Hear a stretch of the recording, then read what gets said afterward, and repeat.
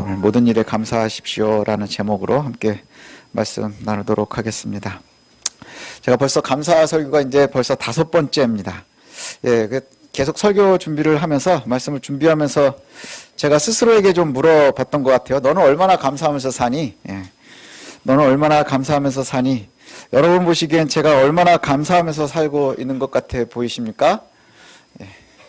표정을 보니까 아무 생각 없이 사는구나 이렇게 생각하시는 것 같은데, 저도 많이 생각이 있거든요. 생각도 있고 고민도 있고 막 이렇습니다. 오늘 말씀이 주제가 이겁니다. 우리에게 어떤 상황이 있든지 감사하는 것이 그리스도 예수 안에서 성도들에게 주어진 우리 임무라는 것이죠. 임무. 명령입니다. 하나님의 뜻입니다. 그래서 성도에게 감사는 선택이 아니라 필수가 되는 것이죠. 그런데 이 필수라는 것이 참 쉽지 않습니다. 필수라는 것이 잘 쉽지가 않습니다. 제가 고민을 해봤어요. 언제 제일 감사를 못했었나 했더니 기억이 나는 것이, 제가 개척하고 처음에 너무 겁이 많이 나고 마음에 되게 여유도 없었던 것 같아요. 지금도 뭐 별반 달라진 건 없는데 그땐 유난히 더 마음도 불편하고 힘들고 막 그랬었던 것 같아요. 여유가 없는 게 아니라 실제로 뭐가 주변에 없었습니다. 그래서 뭐 성도들도 많지도 않고 지금도 마찬가지지만 돈도 없고 건강하지도 않은 것 같고 여유도 없고 마음의 여유가 더 없으니까 더 예민해지더라고요. 항상 뭔가에 쫓기는 것 같고 늘 불안하고 뭐 이랬습니다. 굉장히 예민하니까 스트레스도 굉장히 많고, 그때는 굉장히 살도 많이 쪘던 것 같아요. 스트레스가 이제 뭐 계속 뭐 먹기도 하고 뭐 이래서 살도 좀 많이 찌고 뭐 이랬었던 것 같습니다. 지금 가족들한테 이렇게 생각을 해보니까 되게 많이 미안한 게, 그때 이제 제가 눈치는 못 챘지만 저 때문에 상처도 많이 받았을 거예요. 왜냐하면 되게 예민했거든요. 되게 예민하고, 예민하면 입 밖으로 나가는 말도 되게 날카롭고 뭐 이렇거든요. 저는 잘 모릅니다. 저는 잘 모르는데 그렇게 됐을 일들도 꽤 있을 것 같아요. 실수를 진짜 많이 했을 겁니다. 아마 제 주변에 저 때문에 상처받은 분들이 저는 못 느끼는데 많이들 있었을지도 모르겠어요. 제가 본래도 조금 예민한 편인데 그땐 진짜 예민했었던 것 같습니다. 그러니까 이제 뭐 한번 이렇게 뭐 되게 힘드니까 뭔가 한 가지 일을 하려고 그러면 거기에 되게 집착하기도 하고 막 이랬었던 것 같아요. 하루는 일산 쪽에 어떤 분이 이제 신방을 좀 해달라 그래서 신방을 가게 됐습니다. 신방을 막 가서 여기서 나가가지고 이제 1시간 정도 운전을 하고 일산에 내려가서 가는데 전화가 왔어요. 그 신방하시는 분이, 신방을 부탁한 분이 자기가 깜빡하고 약속을 겹쳐서 했다는 거예요. 지금 나가야 된다고. 그래서 이제 신방이 가는 길에 취소가 됐습니다. 그게 얼마나 열받겠어요. 나를 무시하나 뭐 이런 생각도 들고, 예민하니까 별의별 생각이 다 들고 짜증이 확 나는데 이제 유턴해서 돌아와야 되겠죠. 유턴을 하려고 보니까 기름도 없는 거예요. 그래가지고는 그 옆에 바로 주유소가 있길래 그냥 가서 주유소 가서 기름 조금 넣습니다. 요즘은 가면 그냥 꽉 채우거든요. 근데 그때는 이제 여유가 없으면 하여튼 지질이 궁상을 떨어요. 그래가지고 조금 넣습니다. 조금 넣는데 복권을 한 장을 주더라고요. 거기서 보니까 거기가 주유소가 생긴 지가 얼마 안 돼가지고 무슨 사은 행사도 하고 뭐 이러는 데인데, 나중에 말 보니까 주유소에서 주는 게 아니고 그 정유회사에서 이제 하는 뭐 이벤트가 있었나 봐요. 그러니까 이제 이렇게 긁는 복권 있잖아요. 그거를 명함만한 걸 하나를 주길래 그냥 이제 카드하고 이렇게 한 다음에 대시보드 위에 그냥 휙 던져놨습니다. 그리고 나서는 이제 교회로 돌아와서 사무실에 이렇게 앉았는데 막 우라가 올라오는 거예요. 막 우라도 올라오고 막 서럽기도 되게 서럽더라고요. 아니 약속이 겹쳤으면 신방을 받아야지, 지가 친구 만난다고 나가는 게 말이 되나? 야, 이 조그만 교회 목사라고 무시하나? 얘네들이 이러나? 주변 사람들이 나한테 함부로 하나? 뭐 이런 생각이 막 드는 거예요. 그러다가 왜 그랬는지 모르겠는데 나가가지고 대시보드에서 그걸 가지고 와서 제가 긁고 있더라고요. 제가 그걸 긁고 있더라고요. 저는 요즘에도 그런 얘기 하거든요. 복권 살 돈 있으면 맛있는 거 사 먹으라 그래요. 왜냐하면 그게 훨씬 확률적으로도 맞거든요. 근데 그걸 긁고 있는데 제가 얼마나 철학한지 모르겠더라고요. 그걸 막 긁었는데 뭐라고 막 나와요. 그걸 보니까 진짜로 됐어요. 그래가지고 제주도 2박 3일권이 나온 겁니다. 뭐가 나왔느냐? 숙박권하고요, 렌트카까지. 그래가지고 제가 이걸 긁고, 이거 사기 아니야? 그래가지고 이제 인터넷 연결해가지고 들어가 보니까 정유회사에서 진짜 그걸 하고 있더라고요. 그래서 연락을 해봤더니 진짜 된 거래요.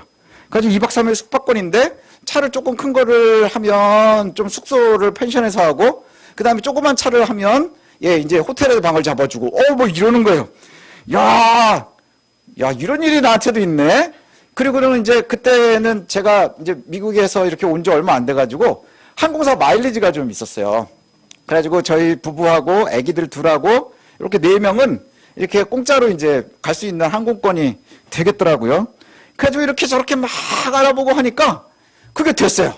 그래가지고는 2박 3일 신청을 날짜를 하고 그때 맞춰가지고 항공권도 이제 공짜로 하고 그러니까 제주도 2박 3일을 공짜로 갈 수 있게 된 겁니다. 마음의 여유도 너무너무 없었는데 야, 이거 끝내주네. 그래가지고는 제가 개척하고요. 처음으로 서울을 벗어났어요.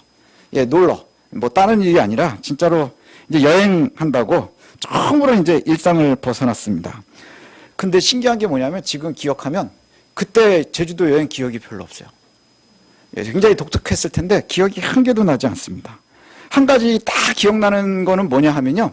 둘째 날 마지막 날 이제 숙소로 이렇게 들어가는데 내일이면 이제 서울에 와야 되는데 저희 아내가 그러는 거예요. 그래도 제주도까지 왔는데 우리 애들 한라봉하고 천혜향하고는 맛을 보게 해야 되는 거 아니냐. 그러는 거예요. 이제 그런 것도 이제 못 먹이고 이제 막 다녔나 봐요. 그 말이 맞잖아요. 그래가지고 이제 숙소로 가다가 과일 가게가 있길래 이제 들어갔습니다. 가가지고 보니까 제가 생각한 것보다 한라봉하고 천혜향이 너무 비싼 거예요. 그래가지고 한라봉 1개, 천혜향 1개를 샀어요. 그리고는 숙소에 와가지고 그걸 반반 나눠서 현성이 반개, 현진이 반개, 또 현성이 반개, 현진이 반개. 그래서 애들이 천혜향 반, 그 다음에 한라봉 반 이렇게 먹고 저하고 아내하고는 그걸 구경하고 있었습니다. 청승이죠, 청승. 엄청 청승을 떨은 거예요. 예, 네, 절 불쌍하게 보지 마십시오. 제가 이 얘기를 하는 이유가 있는데요. 그때 제가 되게 힘들었던 것 같아요. 마음의 여유도 없고, 예, 초산할 구멍도 없는 것 같고, 막 뒤가 없이 하루를 사는 것 같은 느낌이었거든요. 그래서 제가 저희 아내하고 만날 때마다, 저 같이 사니까 맨날 만나죠. 얘기할 때마다 그러는 거예요. 예, 아, 좀 쉬고 싶다. 예, 긴장이 좀 풀렸으면 좋겠다. 쉬고 싶다. 너무 긴장된다. 예, 막 그렇게 쉬고 싶다고 막 그 입에 달고 살았던 것 같아요. 근데 이제 그땐 여유가 없으니까 시간도 없고 여유도 없고 막 이러는데 뭐 어떤 사람은 시간이 없으면 예, 돈은 있으면 시간이 없고 또 시간이 있으면 돈이 없다고 막 그러는데 그땐 시간도 없고 여유도 없고 막 이럴 텐데 예, 그런데 돈이 없어서 뭐 그런데 갈 수 있는 상황이 안 됐었는데 제주도 가서 이제 쉬고 이제 추억도 좀 쌓고 이럴 수 있는 기회가 생긴 거죠. 예, 저는 뽑기가 진짜 안 되는 사람이거든요. 뭘 뽑아가지고 뭘 하는 사람이 아니에요. 저는 심지어는 능력으로 뽑아로 해도 못 뽑아요. 그래서 보물찾기 에서도 보물 한 번을 찾아본 적이 없는 사람인데 예, 이거를 긁어가지고 제주도를 2박 3일을 갔다? 와, 이건 어마어마한 거 아닙니까? 그래서 제가 저희 아내한테 그러거든요. 난 평생의 운을 그날 다 썼다. 평생의 운을 그날 다 썼다. 뭐 이렇게 얘기를 합니다. 그 기회가 왔는데 제가 제주도에 가서 누리지를 못했어요. 예, 여전히 거기에서도 틈틈이 고민하고 예, 두렵고 걱정거리가 있고 한가득을 안고 제주도를 간 거죠. 아이들 데리고 다니고 그러니까 저한테는 즐거운 추억이 아니니까 기억이 없는 거예요. 예, 그때의 2박 3일의 기억이 저한테는 하나도 없습니다. 그냥 뭐만 기억이 나느냐? 천혜향 1개, 그 다음에 예, 한라봉 1개. 예, 이것만 딱 기억이 남는 거예요. 근데 오늘 본문에 보니까 그런 것 같아요. 항상 기뻐하라, 쉬지 말고 기도하라, 범사에 감사하라. 그것이 그리스도 예수 안에서 너희를 향한 하나님의 뜻이다. 이렇게 얘기를 해요. 이 말씀은 예수 믿는 사람들은 항상 기뻐해야 된다는 거예요. 그리고 기도해야 된다는 것이죠. 그리고 감사해야 된다는 거예요. 이게 의무라는 거예요. 의무. 우리가 추구해야 되는 삶의 목표라는 것이죠. 감사하는 삶, 기도하는 삶, 그리고 항상 행복하게 사는 삶. 이것을 추구하라는 겁니다. 그런데 우리가 이 말씀을 이렇게 읽을 때마다 그런 생각을 많이 하는 것 같아요. 우리에게 특정한 상황이 돼야 이것들이 가능하다고 생각을 하는 거죠. 기쁜 일이 생겨야 기쁘고 또 감사거리가 있어야 감사하고 상황이 돼야 기도를 할 수 있는 거지. 이거 아무런 상황도 없는데 이것이 가능하냐? 이렇게 반문을 합니다.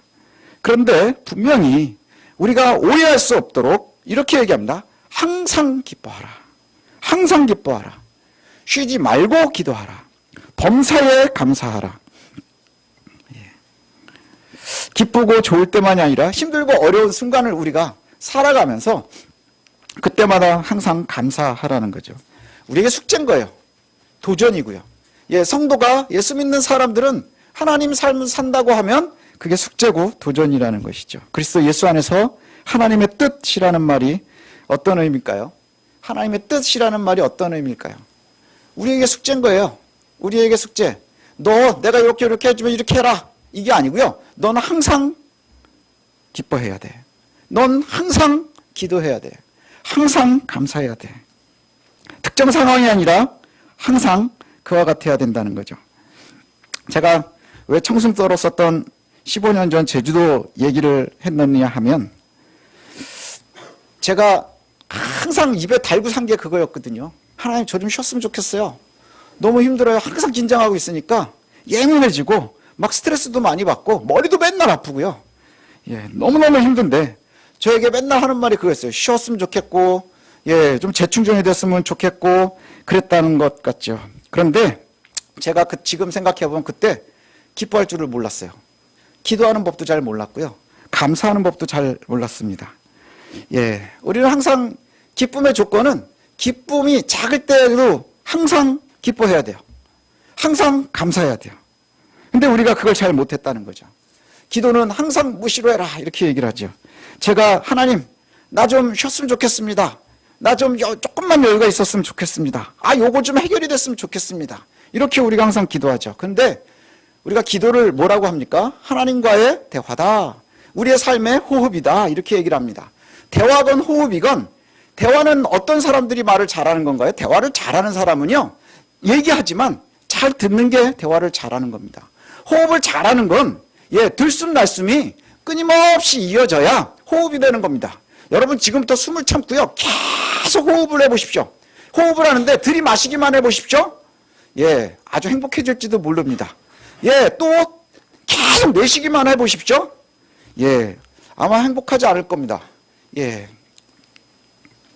우리는 자꾸 대화하는 법을 몰라요. 기도도 마찬가지인 것 같아요. 우리는 끊임없이 우리가 힘들 때마다 하나님을 찾지요. 찾고 얘기하는데 문제는 뭐냐? 대화가 잘 못하는 사람들의 특징은 자기 혼자 떠들고 속이 후련해서 가는 거예요. 아무것도 남지 않아요. 듣지를 않으니까. 반응이 없으니까. 그 상대방은 얼마나 힘들겠어요? 이제 내 차례인가 말하려고 그러면 일어나서 가는 거예요. 기도할 줄도 잘 몰랐던 것 같아요. 그렇게 열심히 살려달라고 무섭다고 불안하다고 막 기도했는데 그런데 제가 잘 듣지를 못했었던 것 같습니다.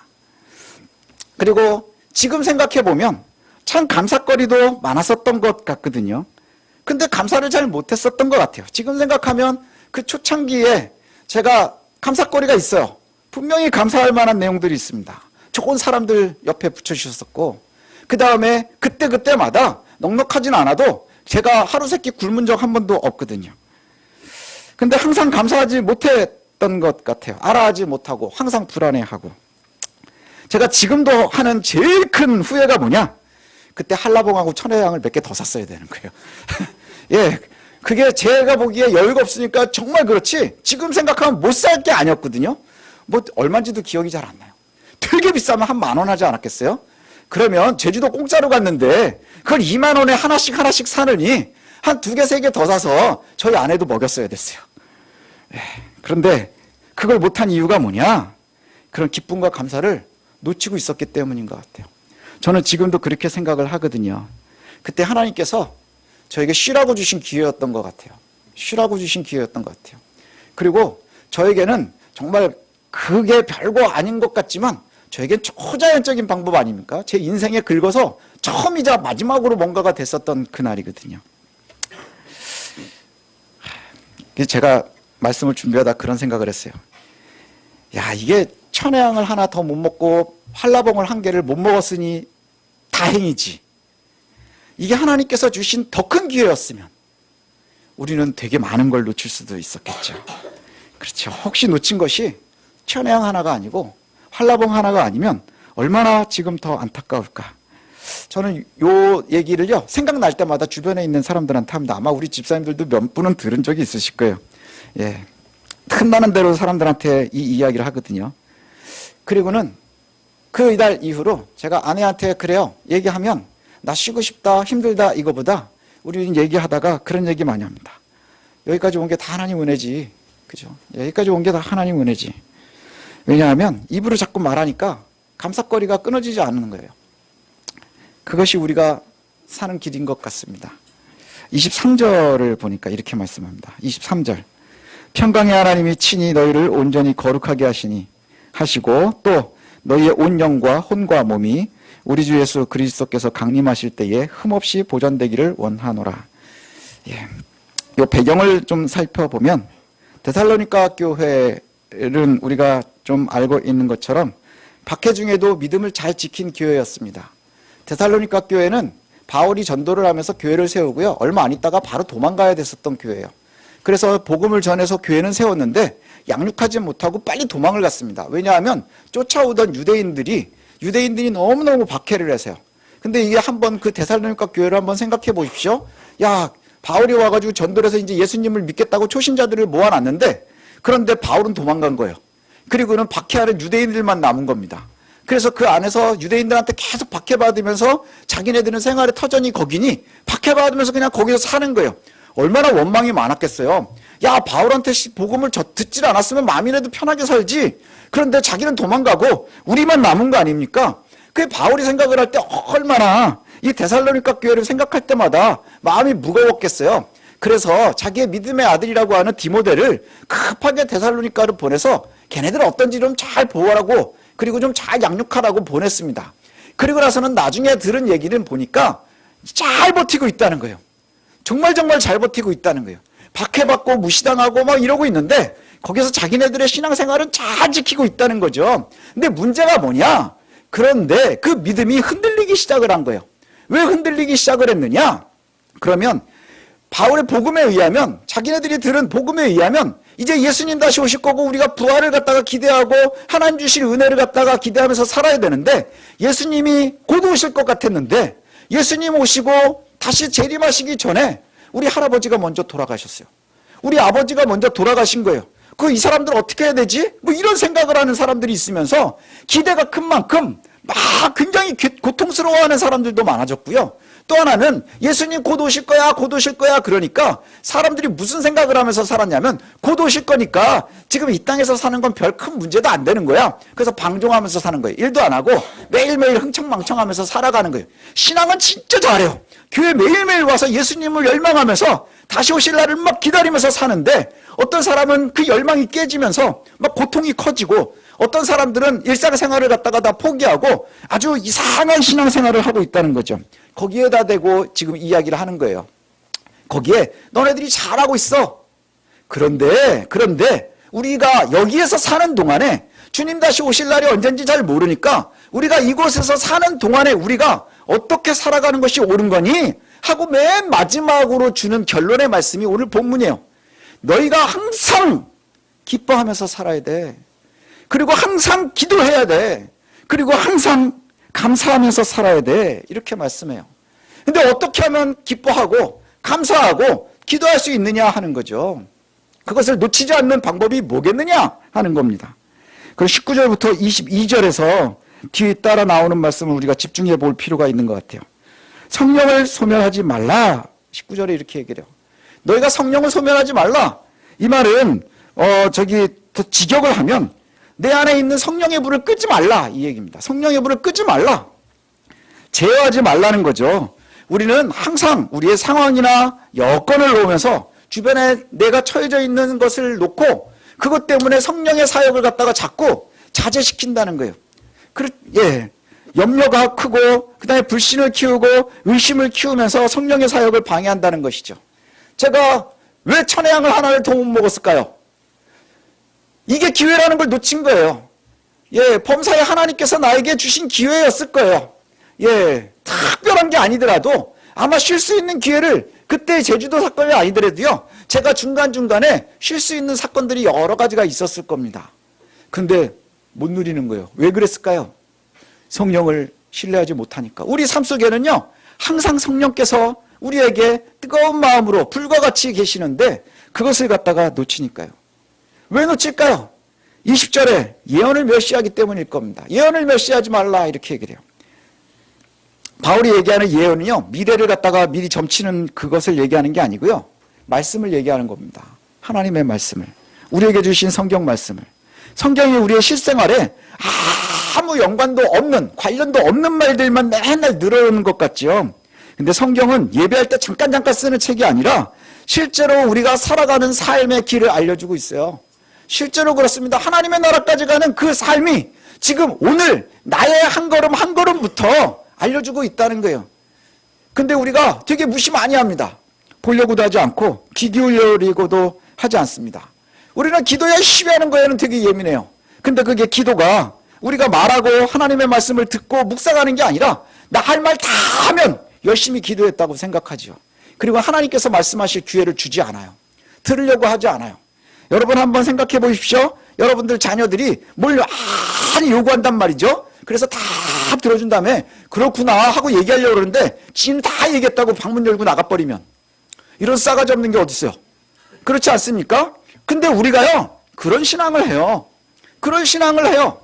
그러니 기쁨이 없는 거예요. 한번 얘기해 보세요. 아버지한테 엄마한테 막 얘기하고 한참을 얘기하다가 이제 엄마 아빠 얘기할 차례인데 그건 들으려고 하지 않고 나가니 이 아이에게 기쁨이 있겠습니까? 감사가 있겠습니까? 잠깐 후련을 하겠죠. 그러니까 기도하고 나면 속은 후련한 거예요. 그런데 들으려고 하지 않으니까 감사까지 기쁨까지 이어지지 못하는 것이죠. 그리고 21절과 22절로 가니까 좋은 것은 취하고 악의 모양을 버리라. 모양이라도 버리라 이렇게 말씀합니다.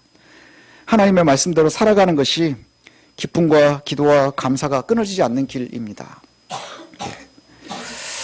이제 말씀을 마치겠습니다. 우리의 생활 속에 항상 감사의 실천이 있었으면 좋겠습니다.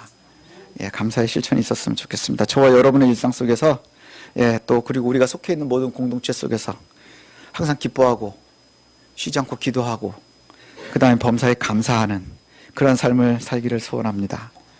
그랬으면 참 좋겠습니다.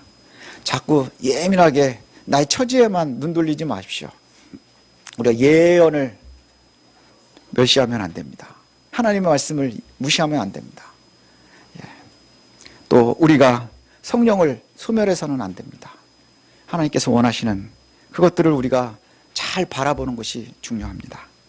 어려운 일이 있어도 상황 속에서 감사할 수 있는 마음을 가지고 매일매일 하나님과의 관계를 더 깊이 경험해 나가는 저와 여러분들이 되었으면 좋겠습니다.